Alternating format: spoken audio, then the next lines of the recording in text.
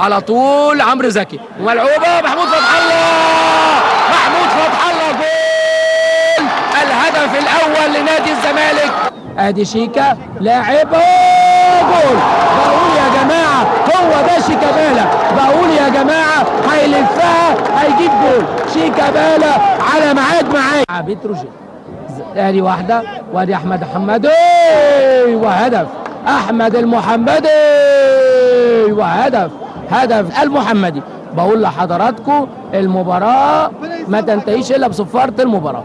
استلام حسن مصطفى، الباص سيد مسعد، مهدي قاطع، مهدي لسه جول. الهدف الثالث الدقيقه الرابعه من الوقت. نرجع تاني عبد الشافي، هوبا هو جول يا عبد الشافي.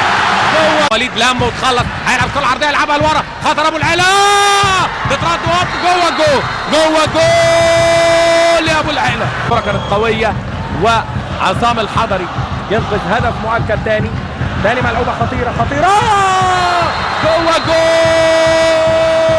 يا ناصر، جوه جول محمد. لسه الانسجام مش هيحصل طويله في منتهى الخطوره. انفراد تاني فرصه طلع الحضري جوه جول خلصها ديفوني.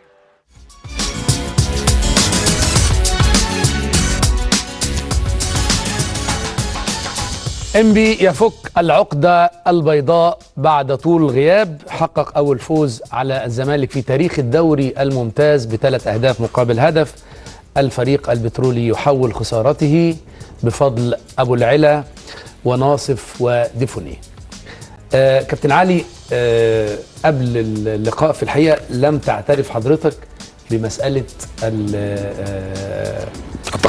التخصص وان الفرق الكبير والتاريخي ما بين الزمالك وانبي، واللي اكدته مباريات الفريق او الفريقان خلال 8 سنوات، خلال 16 مباراه لم يعرف فيها الفريق البترولي طعم الفوز، ومع ذلك انت كنت شايف اللي احنا ما شفناهوش قبل الماتش.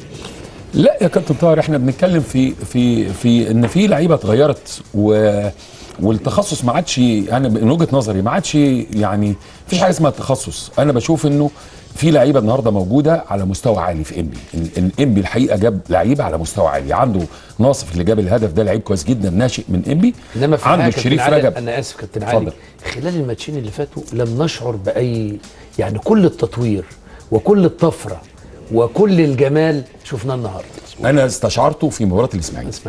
انا استشعرته لما قلت الاسماعيلي هو بطل الاسبوع، لانه فاز على فريق كبير بحجم انبي اللي انا شايفه فريق جاي وفريق عنده كل مقاومات الفريق اللي ممكن يبقى بطل لو لعيبته تمسكت بهذا الاداء.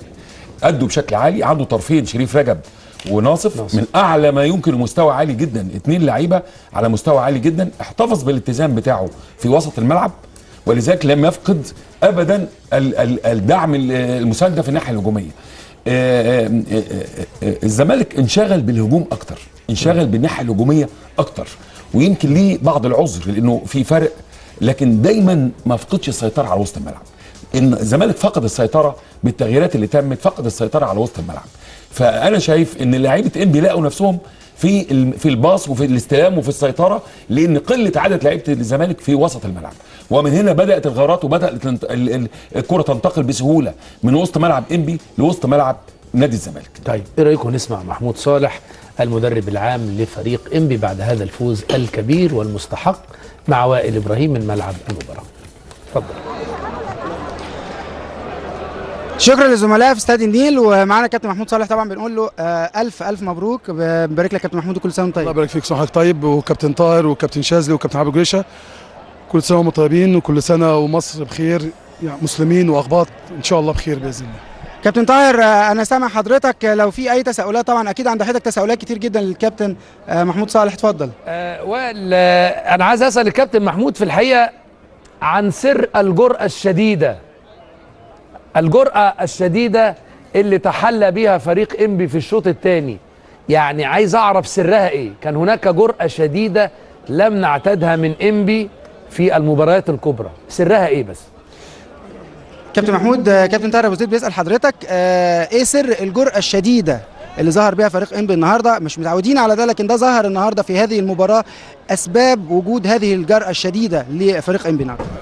احنا اكيد سبب الثقه في النفس الحقيقه. احنا مع العناصر الجديده اللي انضمت والمجموعه الموجوده قبل كده الحقيقه ادينا فتره اعداد كويسه.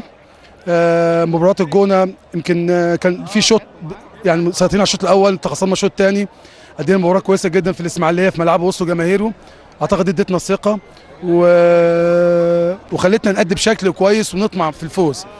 سر المباراه كان برضو يعني انا شايف من بدايه المباراه يعني احنا مسيطرين تقريبا على اللقاء. يمكن الاستثناء الزمالك هو اللي بيعمل الهجمه المرتده، انما من بدايه اللقاء احنا مسيطرين يعني ادينا بشكل كويس. المطلوب من اللعيبه يعني الخطه على فكره الكوتش عمل يعني جيم كويس الحقيقه، انا بشكره وبحييه وبشكر اللعيبه اللي نفذت فكره. والحمد لله يعني اعتقد هي الثقه هي اللي خلتنا، ومع ظروف اللقاء احنا شايفين ان احنا مسيطرين، فطبيعي تطمع في الجيم يعني. كابتن طاهر، اكيد حضرتك سمعت طبعا الثقه هي كانت الاساس في اداء فريق انبي النهارده، في اي تساؤلات اخرى اتفضل حضرتك. طبعا الكابتن علي والكابتن شاذلي بيباركوا للكابتن محمود على هذا الاداء الجميل. نفس الوقت عايزين نعرف برضو يعني نادي انبي ركز على ايه تحديدا بين الشوطين عشان يصل الى هذا الفوز الكبير؟ سؤال محدد، هو ركز في ايه علشان يصل الى هذا الفوز الكبير؟ سؤال محدد جدا من كابتن ابو زيد. انبي ركز على ايه النهارده عشان يصل الى هذا الفوز الكبير؟ يعني يمكن اعتقد سبب الفوز احنا يعني يمكن انتشارنا كان كويس في الملعب، وليد ناحيه اليمين يمكن مكان جديد عليه، لعب في ماتش الاسماعيلي وادى فيه بشكل كويس، ادى بشكل رائع الحقيقه. وابو العلا في ناحيه الشمال، اعتقد يمكن ديت يعني ادتنا فرصه كويسه. لما يكون انت في انتشار ثابت اعتقد بيديك فرصه لخلق مساحات وخلق بالتالي خلق فرص للتهديف، وده اللي حصل النهارده. شايف الملعب مفتوح كويس، انتشارنا كويس، سواء الانتشار العرضي او الانتشار بالعمق يعني اديناه كويس، مع التنفيذ بقى الفكر ومع امكانيات اللعيبه. امكانيات لعيبه كويسه الحمد لله. انت سليمان لعب على عمرو صفتي كويس قوي بالظبط. انت مش هتقدر يعني تنفذ فكرك الا غير ما يكون اللعيبه عندهم امكانيات كويسه يقدروا ينفذوا هذا الفكر. فالحمد لله انا شايف الفكر موجود كويس من الجهاز الفني، وفي نفس الوقت امكانيات اللعيبه الحمد لله وصلوا لمرحله كويسه من الفورمه الرياضيه يقدروا ينفذوا هذا الفكر. فده كان السبب طبعا في سيطرتنا على المباراه وفي وسط الملعب، وسط القلب. أيوة. القلب ما فيهوش عمق، بمعنى ان تقريبا 4 أو 5 لاعبين مهمه صعبه جدا صعبة. ده اللي قاله محمود صالح، انه كان مركز على الطرفين. خصم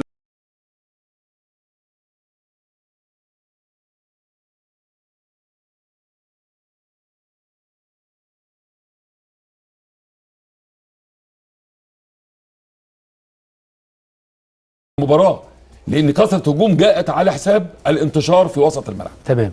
كابتن شاذلي، خلينا نقف النهارده ونقول ان نجوم الزمالك خذلوا حسام حسن. يعني انا كمدير فن النهارده اما باجي العب معظم النجوم، بغض النظر ممكن جدا يكون في بعض التوظيف يعني في قصور، ممكن يكون وسط الملعب مش بالكثافه العدديه، انما في الاخر انت امام نجوم من العيار الثقيل. طبعا لما تيجي النهارده تدفع بيهم ويبقى انتاجهم بهذا الفقر، ما اقدرش احمل المدرب كل المسؤوليه. النهارده ما اشوفش كبابه وعمرو زكي بروجيت في الدقيقه 95 ومحمد ناصف وشريف رجب، هذه المجموعه قدرت تسيطر او توقف خطوره مهاجمي ووسط نادي الزمالك. قلنا يا كابتن طاهر في بدايه اللقاء ان مشكله نادي الزمالك هتبقى في وسط الملعب، لان بيلعبوا 2 عاشور الادم وابراهيم صلاح، مهما يبذلوا من رباعي في الملعب النهارده احسن رباعي، وبالتالي حد من خطوره. مفيش كرات سهله ولا فرص سهله يا كابتن طاهر وصلت لنجوم نادي الزمالك في الامام. لم يخلق او لم يبتكر مهاجمي نادي الزمالك الحاجات اللي المفروضه منهم. كان لاعب سوبر، لاعب مهاجم سوبر، بشوط كره كويسه، بلعب كره بالهيد كويسه، برقص، دي ما شفناهاش خلال اللقاء تماما. وده اللي حد او قل من خطوره نادي الزمالك، واللي شال يعني دي واحده من الوحدات الجميله جدا. ده يعني ده عماد محمد ده شوف طلع بيها بره. طب المدرب هيعمل له ايه يا كابتن طاهر؟ يعني هو ممكن برفعها باليمين مثلا اعمل مشكله، بلمها باليمين والعبها بالشمال بالعرض، لكن هو عشان لسه اول ماتش يلعبه برضه. هو ده نتاج عصبيه برضه. نفس الكوره اللي اتلعبت لوليد وشالها، ده الجون الثالث يا كابتن. ده الثالث. ركز وبدا يبعت الكرات الطويله عشان المساحات. فرق السرعه كان لصالح المهاجمين. دي نفس الكره اللي هي نفس هو صوره الجون. هات الجون، هو ده نفس الشيء، ده اللي لعب عليه انبي. انا مش اذا عنده كوتش بصراحه بيتفرج بره على ظروف المباراه لعب. دي نفس الكره الجون اهي، نفس الكره. يعني اذا حتى المدافعين بيتفرجوا على الماتش، ايوه الاثنين اللي واقفين ورا مفيش العمق. يعني ده اثنين في وسط واحده، هاتها من يا ريت نشوفها من الاول يا كابتن طاهر. وفي البطء كابتن طاهر ومفيش رقابه يا كابتن. اثنين مش ماسكين حد، ده اثنين واقفين معاه بيبصوا على الكره، بيبصوا على الكره اللي هناك يا كابتن. يقدر اذا بيتفرجوا على الماتش ليه انشغلوا؟ انشغلوا بالناحيه الهجوميه دي بتاعت وليد. احنا عايزين بتاعت الجول بقى. دي نفس الشيء اهو، من وراه وانفرد. عايزين بتاعت الجول. ادي بتاعت الجول يا كابتن. مفيش حد عامل العمق هنا اهو. الاثنين واقفين معاه على فكره، مش ماسكين حد. الجول دي معموله اي حاجه، يعني هو مش لا مش لاعبها. ايوه مظبوط، بسن الجزمه هو يا دوب لحقها بسن الجزمه. لا الثرو يا علي مش ملعوب زي الاولاني، يعني الباصه مش ملعوبه زي الاولانيه. اسم الكوره رجعها لنا تاني. حتى لو الدفاع لازم يكون عامل طبعا العمق. لازم. فين العمق؟ الراجل لعبها اهي. بص يا كابتن، وبعدين اهي مقطوعه منين؟ هنا ماشي ايوه مش باص. لا لعبها يا كابتن، لا لعبها يا كابتن، ده حاططها باص ولعبها وحاططها، والناس واقفين فاتحين وهو اللي في النص لوحده. تنظيم دفاعي مش ممكن. فين هنا؟ عشان كده قلت يا كابتن في كلامي ان الزمالك انشغل بالهجوم اكتر. دي مشكله الزمالك. حتى المدافعين كانوا بيتفرجوا بيتفرجوا يعني امتى الجول يجي تاني اهي جنب. بص يا كابتن، حطها وبقى اهو حاططها وبيمينه حاططها له، يمينه حاططها له. ادي لقطه ثانيه اهي. فانت لما كابتن طاهر لما تبقى عندك كثافه في الناحيه الهجوميه يبقى من باب اولى تبقى عندك قوه في تامين. لازم امن، لازم امن. كل ما بتحاول تقايس وتحط مجموعه المهاجمين وبتزود، كل ما كان عندك لعيبه على مستوى السرعه. فانا شايف انه ده الجول كان الكابتن شاذلي بيقول عليه، ده الجول اللي كنت بقول عليه بالمهاره الفرديه بتاعت اللعيب اللي بتغير نتيجه اللقاء. يعني ده راجل ما حدش علمه على كده. لكن هو المساحه هنا كده 3 انا فاهم. لا انا بتكلم على المهاره الفرديه بتاعت لعيب بيخلق حلول. يعني النهارده لم يخلقوا حلول، لا شيكابالا ولا عمرو زكي ولا حسين ولا حد. الانتشار يا كابتن شاذلي. كابتن شاذلي، كابتن علي، قبل ما نروح ليه بص سن الجزمه حاططها. كابتن النادي الزمالك انشغل بالهجوم. نادي الزمالك المشكله الكبيره العصبيه. بعد الهدف الثاني كان في عصبيه في اداء، ولذلك غاب عنه التركيز. دي مشكلتين. ثالثه الانتشار ما كانش موجود بتيم بيلعب ب4 قدام، والانتشار في وسط الملعب فرقتين بيلاقت نفسها، لانه بدا ينقلوا الكره بواحده واثنين وثلاثه في وسط الملعب. يمكن يا كابتن طاهر غيروا هم عمر جابر بعد ما نادي انبي استغل الحته اللي وراه دي، وشفنا منها السرور اللي اتلعب، وكان في شك انه تسلل، وجات كورنر وجه جول من ناحيه عمر جابر. لما اتغير عمر جابر موجوده نفس المشكله، سواء ورا حازم امام او ورا السرد باكين اللي بيلعبوا. لان انا يعني عمرو الصفتي او محمود فتح الله في راس حربه واحد، سواء مانو او احمد عبد الظاهر، لازم واحد مننا يمسكه والتاني يعمل كفر بسيط. مش لازم يبقى فيه عمق جامد، لكن لازم يبقى فيه اراقب واضغط يعني، لان بمنتهى السهوله السرور بيتعمل اهي ورا عمر جابر في الاول. جات لعبد الظاهر لعبها طلعها عصام اتلعبت كورنر.